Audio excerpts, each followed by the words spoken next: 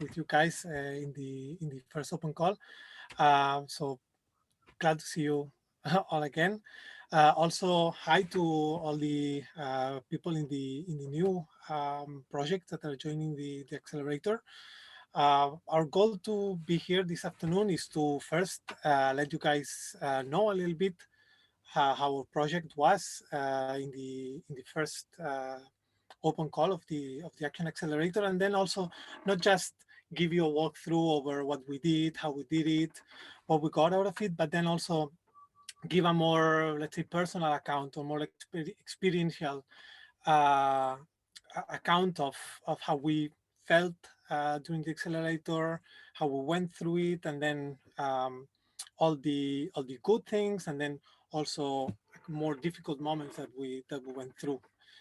I will give you first a 15-20 minute presentation to give you the facts and the figures, and then we'll go to the question and answer, so we can be a little bit more informal in the way in which we engage and exchange information. I'll share my screen now, and I will get to it.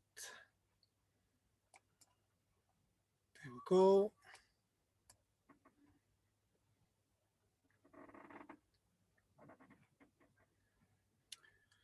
Okay, so usually takes a little bit of time to pop up, but soon you should see my screen.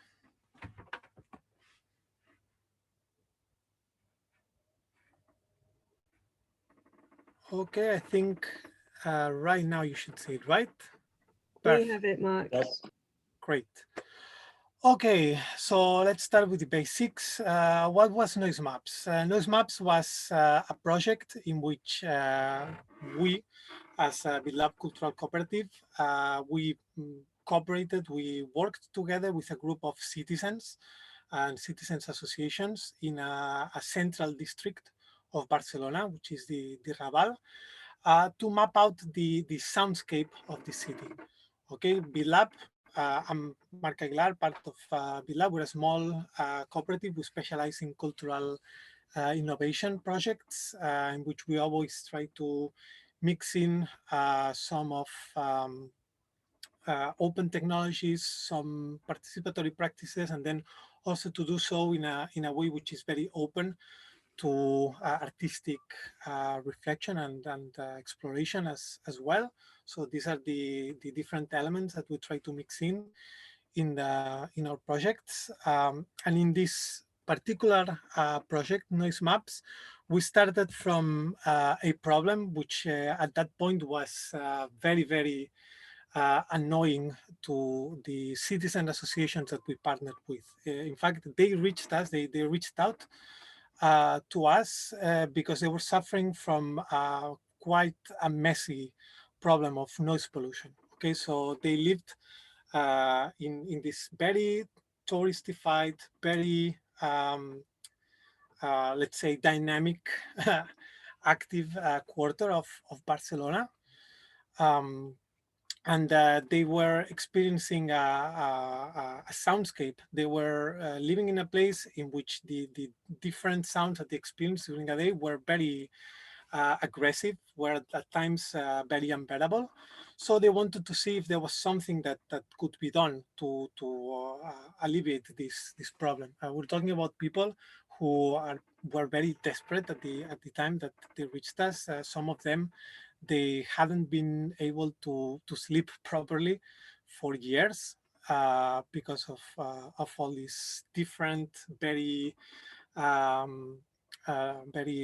unwelcome mix of sounds in their neighborhood. So they wanted to see what could be done with it, and they wanted to do it in a way in which the focus was not just tackling a problem, but then also understanding that the sound mix in any given area might have some unwanted elements, but it's also a part of the culture of that place. That is, the sound mix, the soundscape of a particular area also reflects a lot of the values of the history of the cultural practices of the society who lives in that particular place. So they wanted to work together with us to see what we could do to, on the one hand, diminish unwanted noises, but on the other also try to highlight, try to preserve what are the authentic noises, what are the sounds in their neighborhood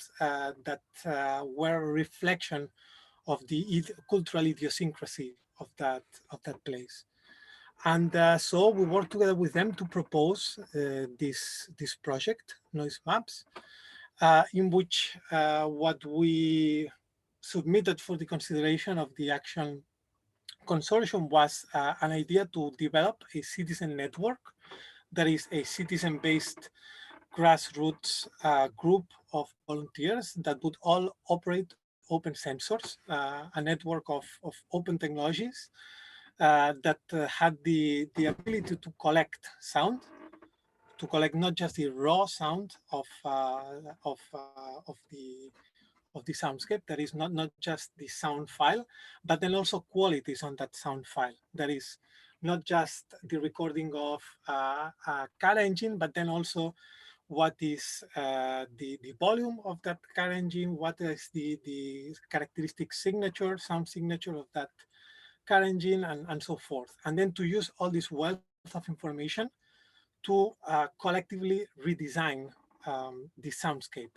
So to analyze it collectively in an open process with the citizens, with other stakeholders, and then see which sounds we would like to diminish because collectively we consider them as not wanted sounds. So a case in point that we can probably all agree is the sound of a pub brawl at 3 o'clock in the morning.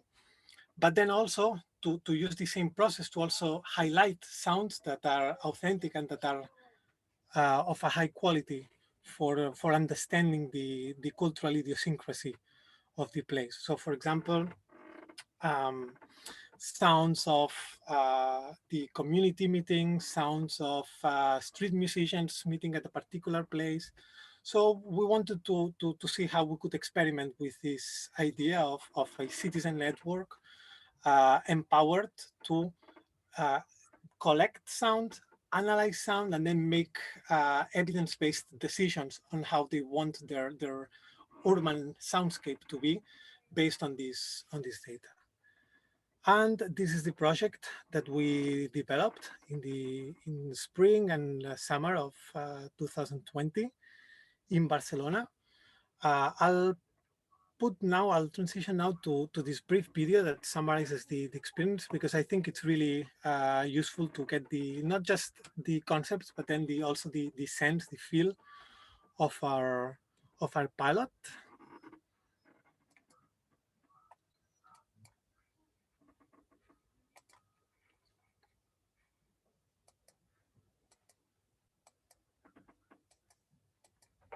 The results of the pilot.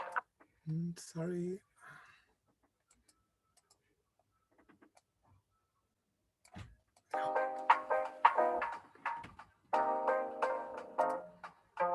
Noise Maps is a citizen science pilot project to build collectively a sound map of the neighborhood of Barcelona with the participation of the residents. The results of the pilot are 3 virtual maps when you can view the sound power, sound pressure, the fundamental characteristic of the sound waves, such as frequency, and the sound sources. The pilot has allowed us to design a participatory methodology for urban sound research in collaboration with the Raval Neighborhood Network, a group of elderly people from the Sagrada Familia Library, and the Music Technology Research Group of Pompeu Fabra University. The residents are personally interested in improving the soundscapes of the places they live in. These locations have been acoustically characterized through field recordings in the streets. Besides, in these locations we monitored how the streets sound from the balconies of collaborating neighbors. One of the main objectives of the project is to understand how sounds affect us psychoacoustically, and the automatic detection and classification of likely sound sources, such as public works, traffic, sounds of nature, and humans. Another of the results of the pilot is to open up new ways for communities to work together with the government, as well as building awareness of sound pollution by presenting the results to citizens and politicians.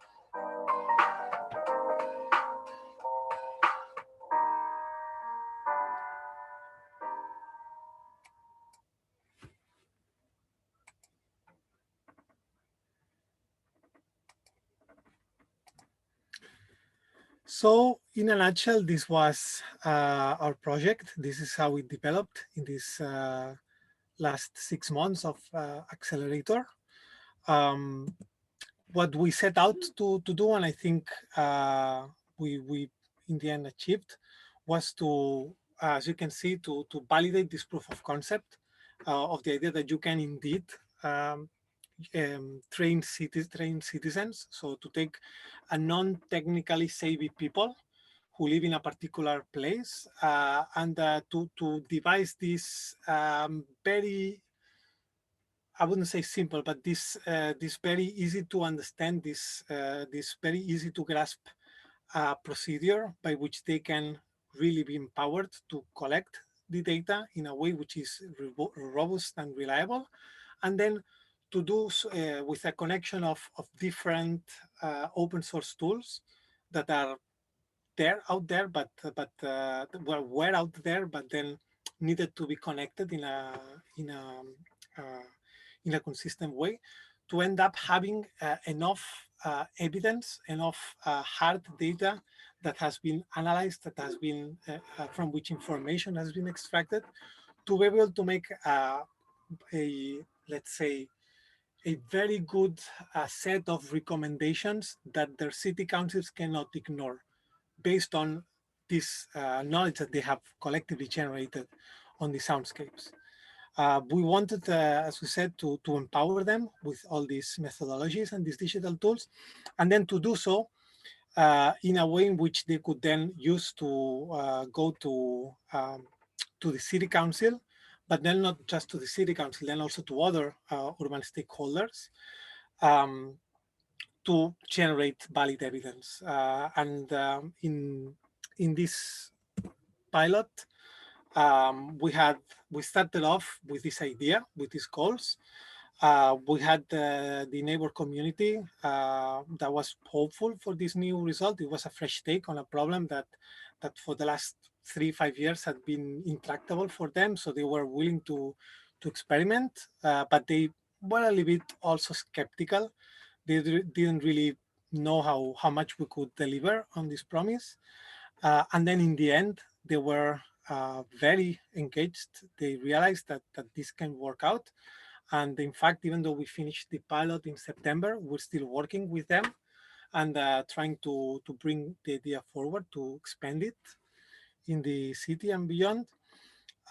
We also wanted to get the city officers from the relevant city services, not just urbanism, but then also culture, then also all the different urban departments and services that can have a say in devising a better or making changes in policies and regulations to get a better soundscape in the city, to get them to consider this new approach of empowering citizens with the tools so that they can generate data, that they can be part of the solution for the city. And in the end, we were able to, via this pilot project, to make them aware of how this approach can really deliver things and can really get a level of citizen engagement for taking part in being the solution to urban problems that with more top-down approaches, city councils cannot get. Then on the level of technology, we also were quite keen to see how different kinds of sensors that we thought could be good for this kind of task of sound documentation, then how these technologies and sensors could be up to the task of being used in citizen science. And indeed, we were able to validate not just the tools that we had used before, which were handheld sound recorders, but then also this AudioMoth sensor, low cost high results sensor for sound documentation that we also were able to update the firmware to, let's say, to make a new release of the sensor, so that now we can also automatically be used to record sound pressure data. There was no data available on sound qualities. That is not just on the levels, on the decibelia levels, on the quantity of noise, but then also on the different features of the sound, on the sources, on the different, let's say, features of the structure of this sound wave. There was no data in Raval, and now we have obtained via this pilot a very rich data set that is opening up new ideas and new hypotheses that we can further explore. And finally, and very important for us, we didn't have a tech methodology, a procedure. We didn't have a protocol that would go from data collection to data visualization, publication, and now we have been able to prototype all this pipeline. So I was saying the processing pipeline that we used in our pilot was at the beginning, we had the citizens and volunteers go on field trips. We had two different kinds of data collection. So one was going on sound safaris, collecting different sound files at different points of interest, and then bringing it back to us. And then another was using the audio mode sensor to that this audio mode sensor, the volunteers would take it, it would be programmed. We would teach them to program it very easily, so it would record on certain days at certain intervals. Then they would deploy the sensor in their own homes, in their windows, in their balconies, and this device would be continuously recording all these sound bits. Now, the audio mode, both audio mode and recorders, they record raw sound data. So this raw sound has to be processed and analyzed. And we had two different pipelines. We have two different procedures depending on whether the sound had contained personal or private information that needed to be anonymized. So, for example, this was actually a very big concern in the pilot. We at the beginning of the pilot, we realized that one of the big problems in terms of deployment was data privacy. So you definitely cannot record sound from the street in which there's a private conversation that has been recorded unwittingly, and in which people's voices can be recognized. So that posed a problem. And then we had these two different pipelines for sounds that did not pose this problem of disclosing private conversations. We could directly process it in a way in which we could publish the raw data. So we used Audacity to just polish the file and just process it so the sound quality would be good. And then we would publish it on Freesound. Okay, then these files could also be used we used them for our pilot, but then they have quite an important value from a purely, let's say, ethnographic or sound documentation point of view. And then these files also we've seen, and we're exploring ways in which they can also be used from an artistic point of view, because with these rich data sets of how cities sound, you can do all sorts of interesting data treatments, and you can do all sorts of interesting artistic processes to, for example, highlight the spirit of a city, or highlight all different sorts of qualities of that city. So that was one pipeline for sound documentation, and then another one was for sound analysis and for those files in which the focus was not on what is being heard, let's say, not getting the raw file, but getting the data out of that, so out of that soundbite.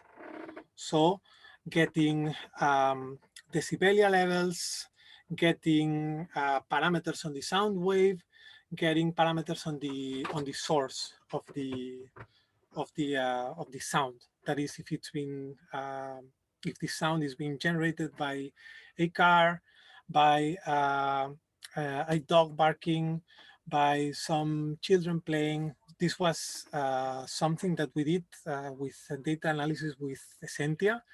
And on this, we had the collaboration of Pompeu Fabra University, who had a very rich library of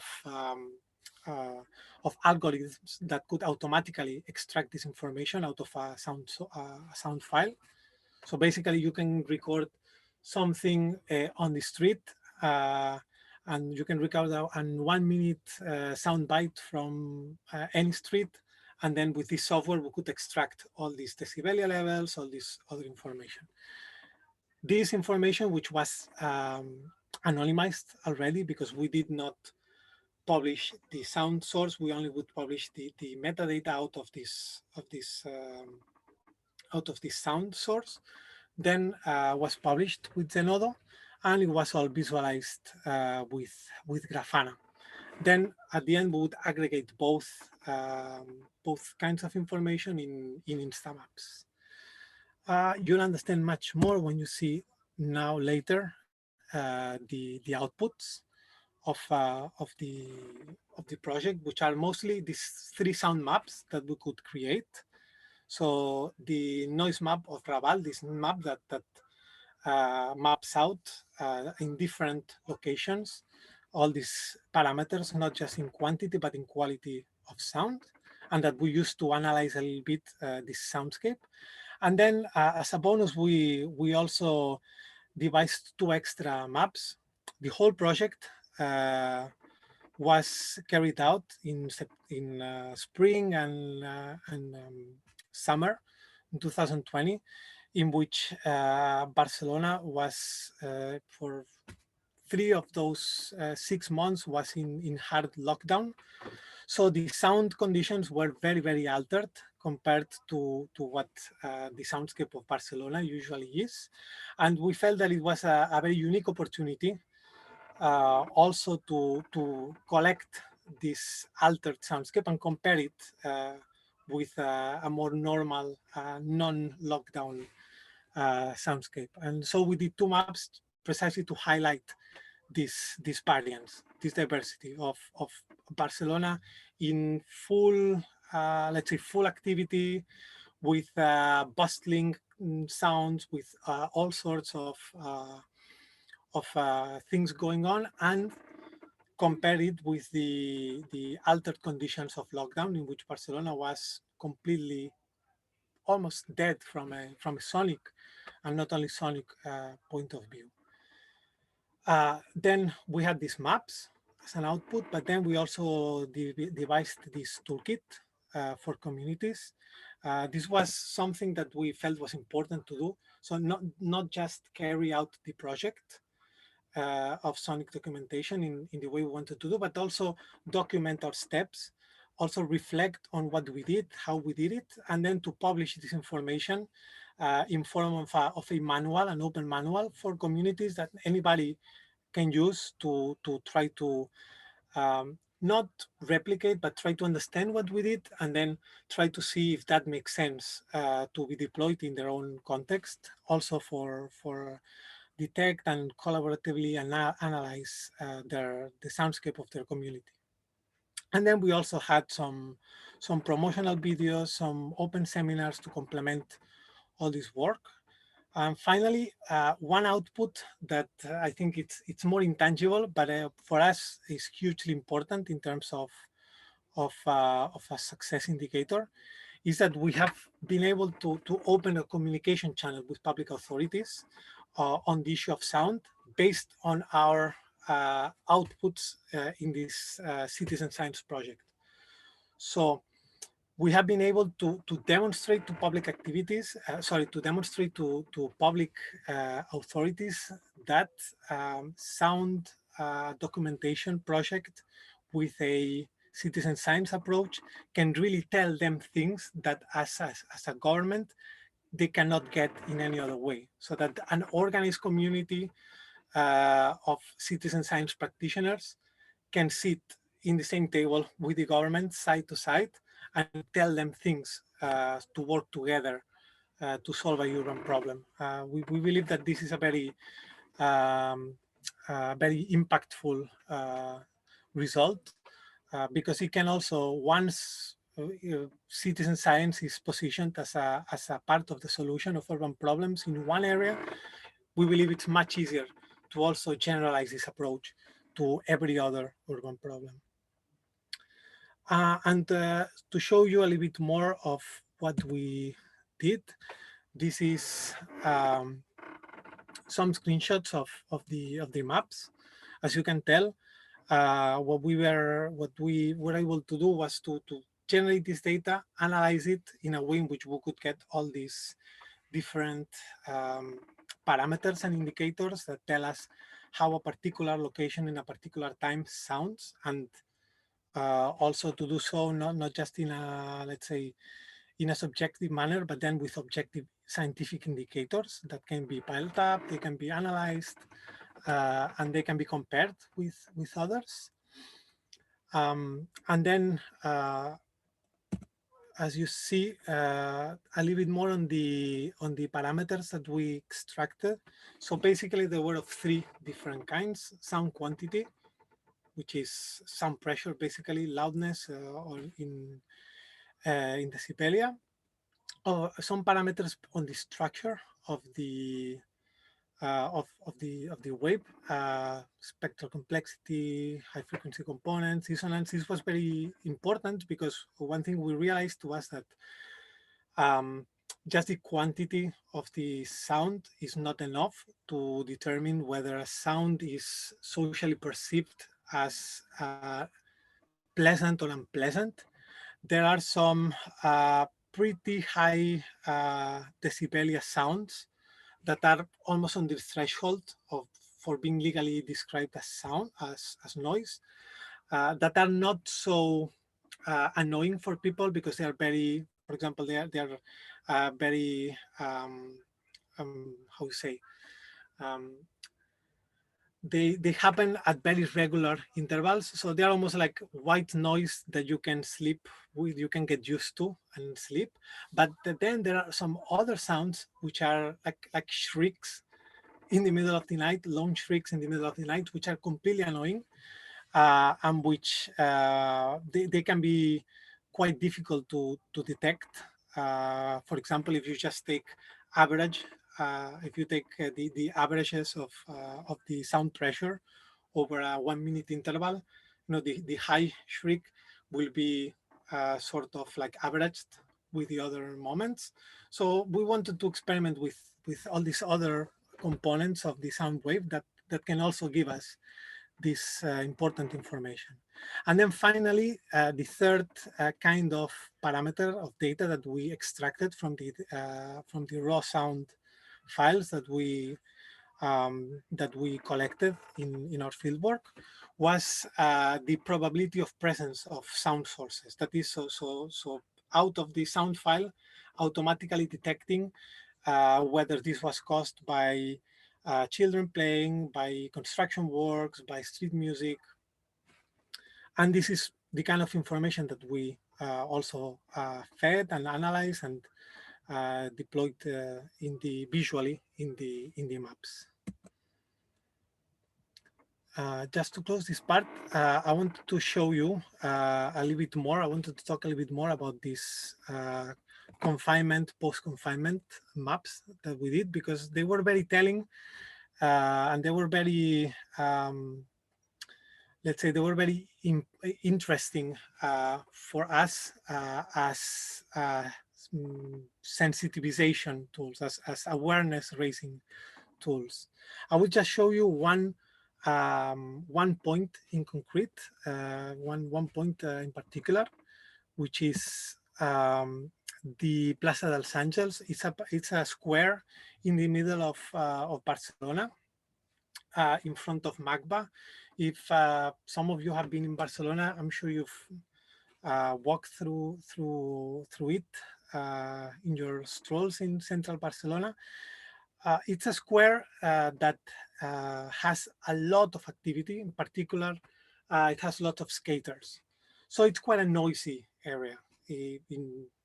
Normally, it's a very noisy area.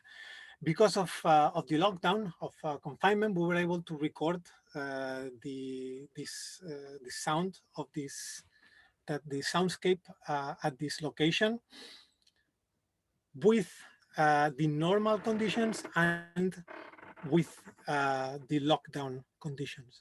As you can see on top here, if you see in this slide on top, you see the sound wave during confinement in May 2020, and below you see it in September. So I'll just play both. You can already see visually, you can already probably get an idea of how different the soundscape was, but I'll just play it so you can get a sense of it. Sorry. Wait.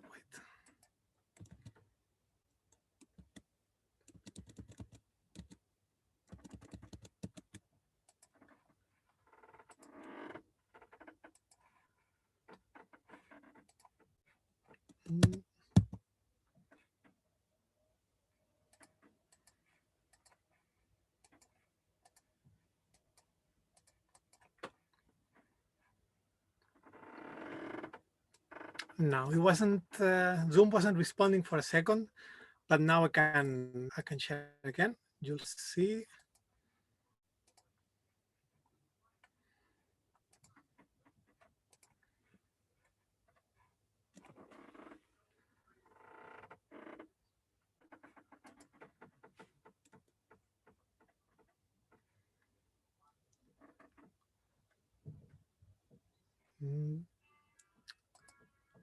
Sorry again for a second while it's loading now. Okay, so now you should all see my screen. Let's see if that works.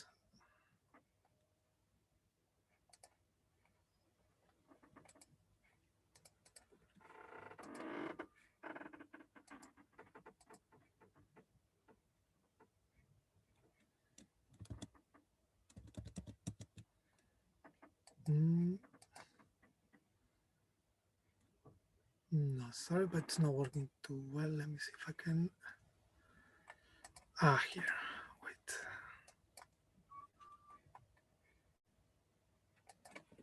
Sorry, guys, but it's working a little bit clunky. Let's see if I can connect.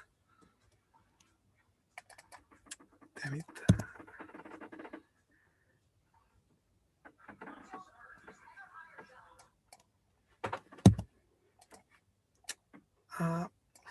Froze.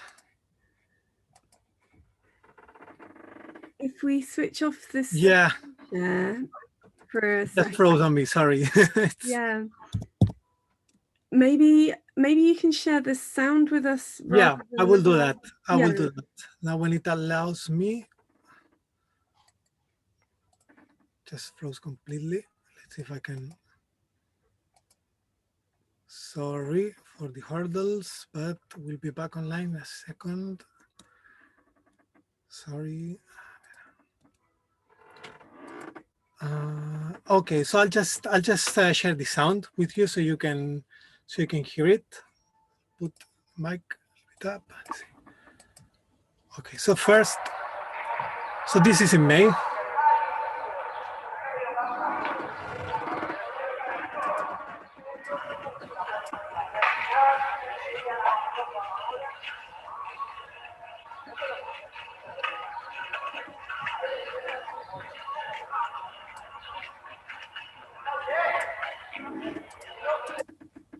Okay, and now that's in September, after confinement. So where people were already in this again in the streets, back in the streets, and normal life was sort of restarting for a brief while.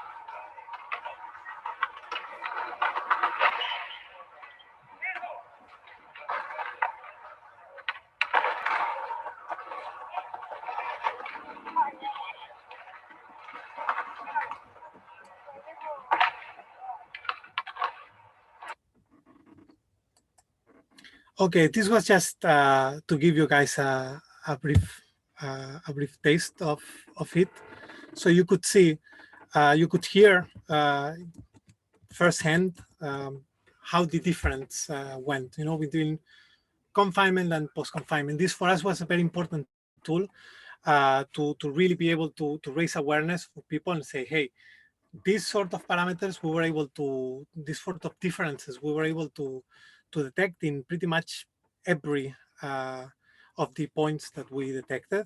So it was quite striking that we were able to really put how you say, we were able to really put data, to put hard data, to put hard evidence on perceptions that the cities, that the communities living in these places in Raval had been having for a long time and had been complaining for a long time, but they could never back that up with evidence that the city council would accept as valid. And with this sort of pilot, we could finally empower them to make that sort of complaint. This is just for to finish. You can see, as I was saying, that all this process, all this protocol to detect, to empower the communities with the technology, to organize them with a methodology that allows them to detect, to collect the data, to analyze it, and to generate evidence out of this data. This whole procedure has been documented in an open toolkit that we have published in our website. If you're interested in our approach, you can go there. I would recommend the first thing for you would be to go there, just give it a read. And then with any questions or any doubts that you have, you can get back to us, send us an email, give us a call, and then we can help you understand whichever part that is not clear enough in the toolkit. And that's pretty much it. That's what we did. But the pilot ended in September. But the project goes on. For us, noise maps was a really great springboard to get an idea that we had on its feet, you know, and be able to work 6 months on really prototyping things, on really tweaking all the different problems that we encountered on its way. And then to be able to generate evidence that now is allowing us to knock doors, to engage with more citizens, to engage with the city council, and be able to show not just an idea, but then an actual pilot with actual results that can be further scaled up and prototyped. And this is it. I hope this brief presentation wasn't too much of an avalanche of information. Maybe I left some questions open. Maybe I didn't explain some things well enough. So please, the floor is yours now to just ask me whatever questions you have in your mind, and to just let me know whatever else you want to know about the project.